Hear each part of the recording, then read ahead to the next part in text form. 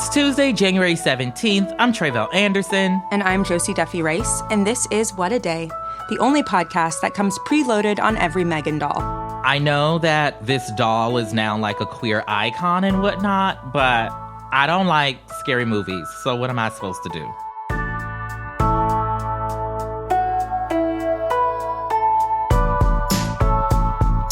On today's show, Los Angeles police are under scrutiny again for the death of a teacher who was tasered multiple times. Plus, the CDC has an unusual new plan to track new COVID variants from international flights. Okay, CDC, get it together.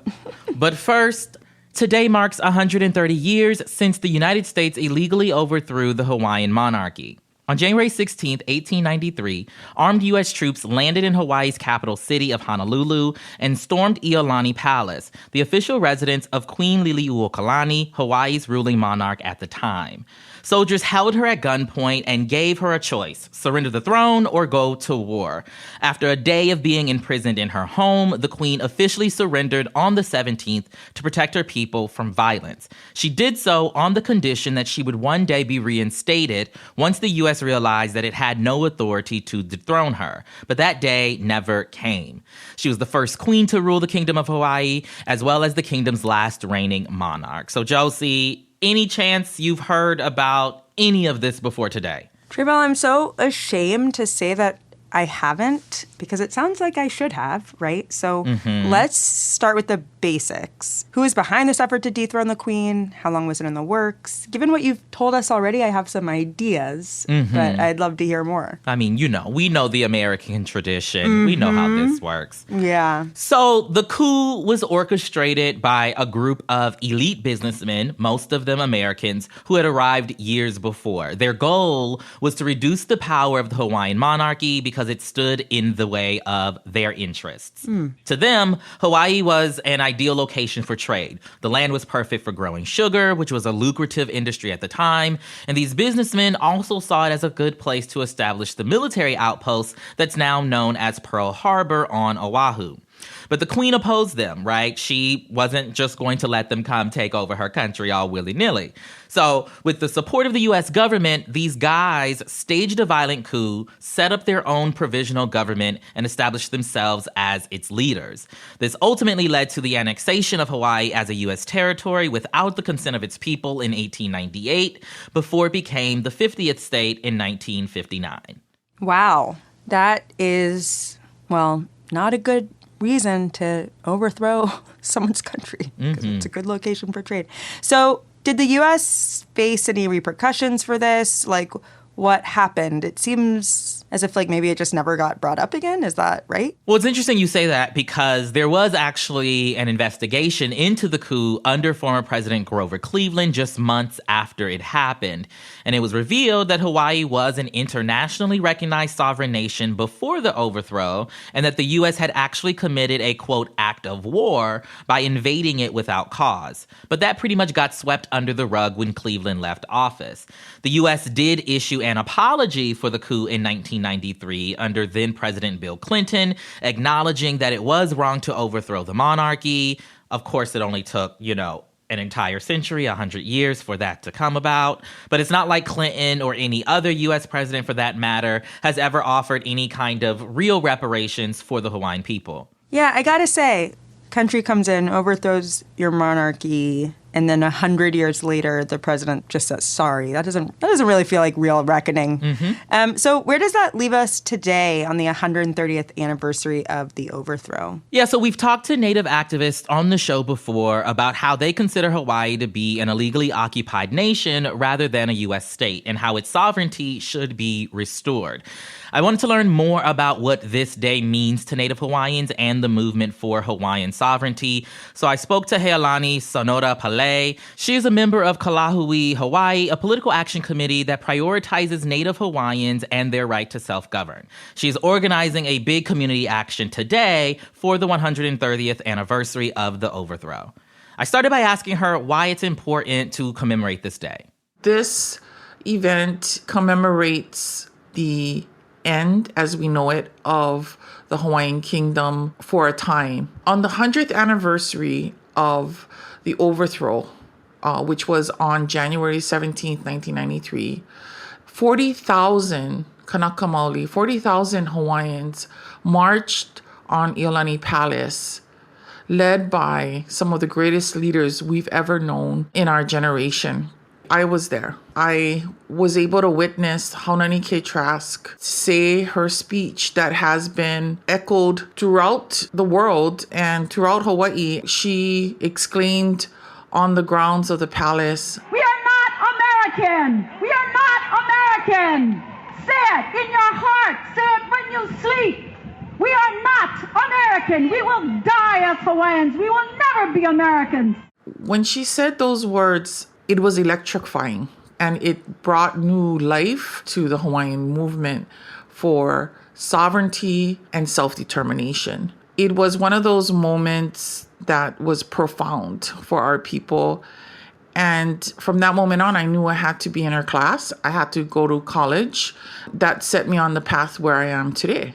As a leader now, as a Kanaka Maoli mother, as a advocate, it's important to keep that commemoration. It's important to remember that day and to gather our people. We will never stop commemorating that day until we get justice. Absolutely. So your organization is leading the Onipa'a Peace Rally to commemorate the anniversary of the overthrow. From my understanding, this is an annual tradition. Can you paint a picture of what this march looks like and the significance of the route that you all have planned? Yeah, so we're going to be gathering in the morning at Mauna Ala Royal Mausoleum. That is where the remains of the last ruling monarchs are buried. Mauna Ala is an important place here in Hawaii. It's the only place where the American flag can never be flown because of the sovereigns that are buried there. We will leave Mauna Ala at 10 o'clock, march down Nu'uanu Avenue. We walk all the way down to Healani Palace, heading to the Queen's statue, where we'll be honoring Queen Liliuokalani at her statue. We will have Kailana, the founder of the march, holding the portrait of our last queen as we march down. She'll be in the front. And behind her will be leaders of the Mauna Kea movement and the Hawaiian movement. It's really a day for Hawaiians to come together on the palace grounds and to remember. Definitely. I was going to ask, where does the name of the march, Onipa'a, come from? So Onipa'a was the Queen's motto, and it means to remain steadfast, to remain firm and immovable. During the Queen's time, there was already threats being made against the sovereignty of the Hawaiian kingdom by the United States. It was a message of, despite the turmoil, despite the fact that our numbers, our population is still dwindling, we need to stand firm. Despite the fact that we may lose everything, and we did, we lost our country, that we need to stand firm. We need to Onipa'a. Our queen was a strong believer in nonviolence.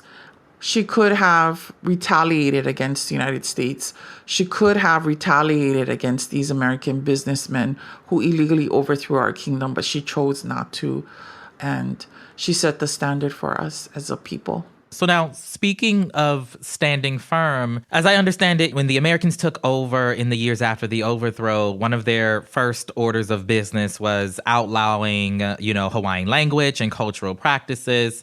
Can you talk to us a little bit about the nature of those bans and how, you all as Native Hawaiians have kept those parts of yourselves, your identities, your culture alive under this regime? So actually, our cultural practices were really attacked by the American missionaries who arrived in 1820. They Christianized a large part of Hawaiian society. The attack on hula, on surfing, anything that would, in the missionaries' eyes, seem lascivious or promote lascivious behavior, they outlawed. And when we were illegally overthrown, our language was banned. And our kupuna were threatened and beaten for speaking Hawaiian in public schools and in the public. Our language actually came to the brink of extinction when our people realized that the native speakers, the Manaleo, were dying out.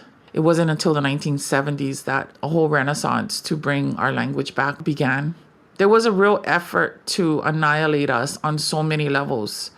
They took our land, they took our nation, they took our identity, and they made us feel ashamed of who we were for so many years. Under the U.S. rule, they even took away our memories. Another reason why it's super important to commemorate this day, my generation, we grew up in the public education system never knowing that this happened, never knowing that they imprisoned our own queen in her own palace, never knowing that they landed troops to protect American business interests. We grew up thinking that we were better off under the United States. We were told that our people were savages. We were told that we became civilized after Westerners arrived. And the reality of it, we were the civilized ones. And that is what we are doing this Tuesday, is we're reclaiming that memory. We're reclaiming that history, that injustice that was done to us. That was my conversation with Healani Sonoda-Pale, a community organizer and member of Ka Lāhui Hawai'i. We'll provide links in our show notes so you can learn more about her work. But that is the latest for now. We'll be back after some ads.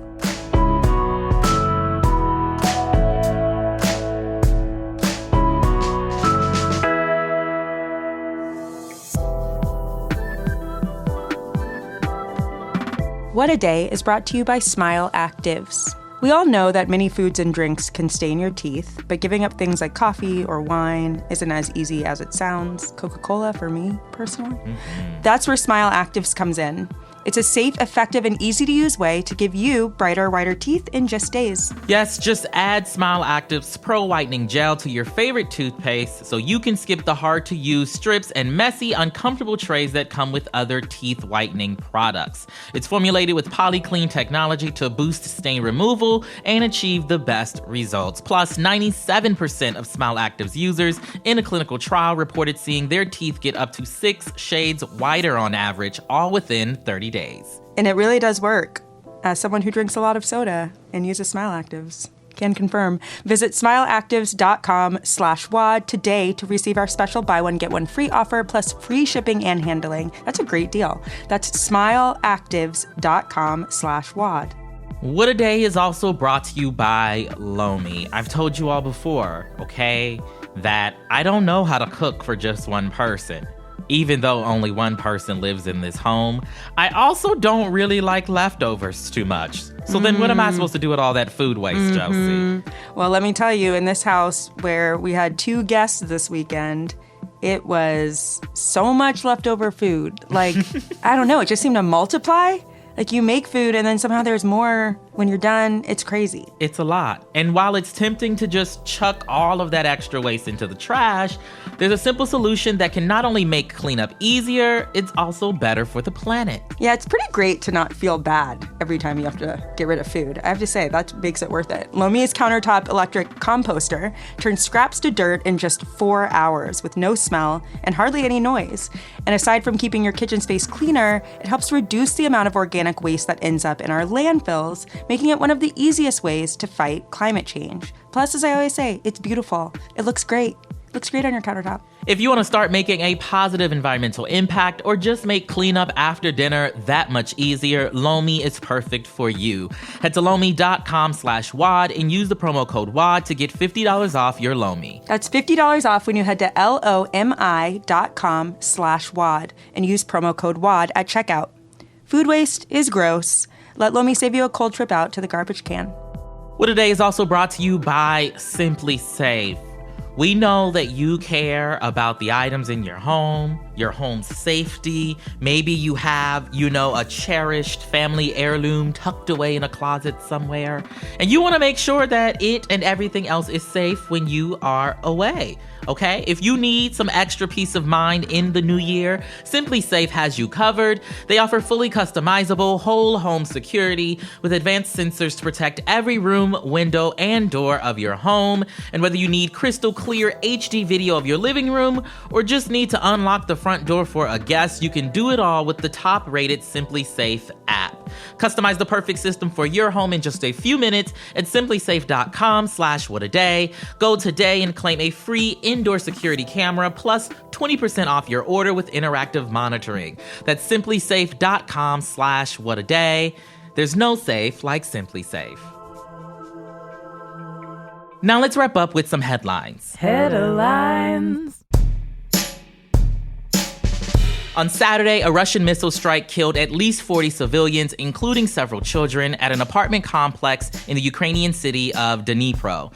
It was one of several Russian attacks that took place over the weekend and marked one of the deadliest strikes on Ukrainian civilians since the war started last year.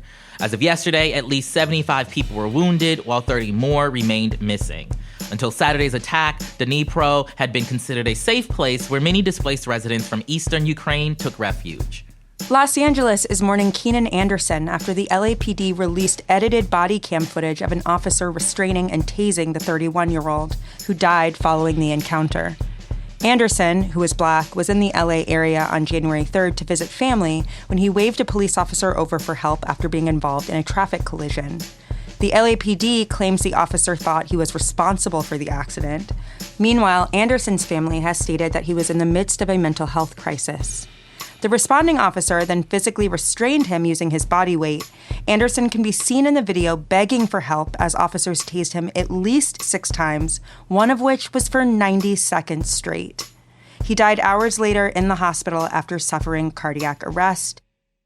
At least 69 people were killed in a plane crash in Nepal on Sunday, marking the country's deadliest plane crash in over 30 years. Authorities are still investigating what caused the Yeti Airlines plane to go down so suddenly in otherwise unchallenging flight conditions, but Nepal's aviation agency has since retrieved both the flight data recorder and black box from the site. Meanwhile, the country's government declared Monday a public holiday to mourn the victims, and Yeti Airlines canceled all of its regular flights for the day. Italy's most wanted mafia boss, Matteo Messina Denaro, was arrested yesterday after being on the run for 30 years. Sounds like the Italian police didn't forget about it. You like that one?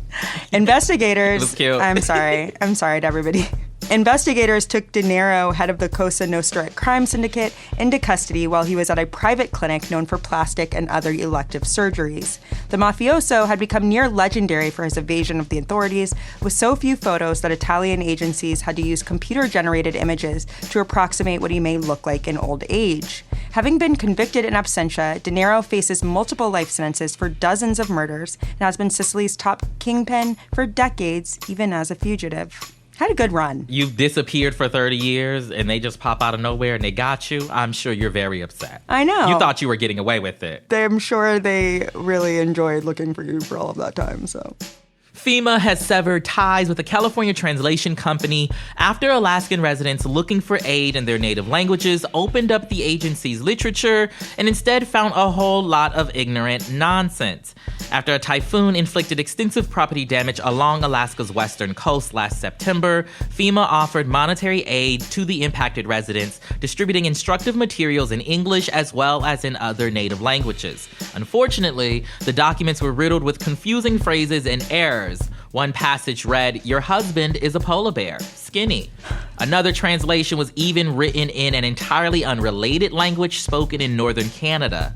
While the mistranslations did not significantly delay any necessary assistance, a spokesperson for FEMA said the agency takes full responsibility for the errors. Hopefully, total shame on the contractors that botched the job is the one thing that's not lost in translation. Because why are they playing games with these people? Playing games, and also... FEMA has to double check people's work, reach out to people in the community, make sure that the materials make sense. This doesn't reflect well on anybody. Yeah. And finally, one man's airplane number 2 is another man's treasure, at least if the other guy is a federal epidemiologist. After piloting a similar program at New York's JFK Airport, the CDC is exploring the expansion of taking samples from the wastewater of international flights to help track the travel of COVID, as well as other dangerous viruses, pathogens, and bacterias. While the labs are full of shit in a literal sense, they aren't figuratively. Using similar methodology in 2021, scientists were able to detect the presence of Omicron's BA2 and BA3 subvariants weeks before they began spreading elsewhere in the U.S. Despite the success of the pilot program, the CDC acknowledged the difficulty of getting airlines to cooperate in giving access to the goods, but their scientists remain optimistic that widespread use of wastewater samples will help detect these threats earlier, saving lives in the process. I guess that makes them the glass half full type of people. We're just not going to say what's in the glass. No comment. We don't want to know what's in the glass. I will say, as long as I'm not the one having to, sift through you all's fecal matter, right, I'm okay. I also think it's worth pointing out that there is a large contingent of people who seem to think that they can do the CDC's job better than the CDC can do their job. And if that's the case, I just want to remind them what that job entails. Because it's not all press conferences. Some of it is airplane shit. And that is not anybody's idea of a good time. Unless you're an epidemiologist, perhaps. Unless you're an epidemiologist. And those are the headlines. One more thing before we go, grab your cape and strap in because Crooked's pop culture podcast X-Ray Vision is now coming to you twice a week. Every Wednesday and Friday, join hosts Jason, Rosie, and Cody as they journey through the latest in film, TV, and comic book fandom. Tune in now wherever you get your podcasts. That's all for today. If you like the show, make sure you subscribe, leave a review, use a toilet in the sky for science, and tell your friends to listen. And if you're into reading and not just illegible FEMA documents like me, What a Day is also a nightly newsletter. Check it out and subscribe at crooked.com/subscribe. I'm Josie Duffy Rice. I'm Tre'vell Anderson. And spare us, Megan. Listen, I'm not a fan of dolls of any sort, but especially those that kill people. Kill people, do TikTok dances, and apparently know the news. That's my least 3 favorite things. Just kidding. Knowing the news is good. I forgot where I was for a second.